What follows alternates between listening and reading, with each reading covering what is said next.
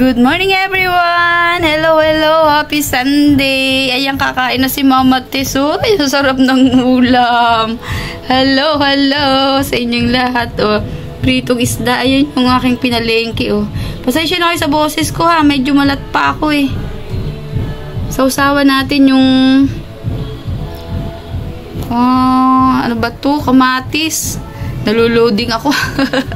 May music kasi sa baba. Pasensya na kayo.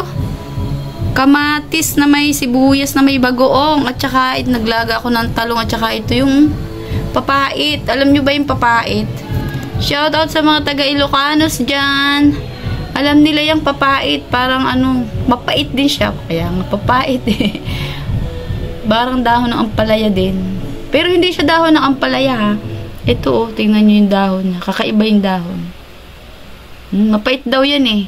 Gustong gusto ng anak ko, ayan oh. Pero mahal siya. Ito yung talagang mahal. Ayan o. Kaya kakainin ko siya ng bonggang-bongga kasi napakamahal niya.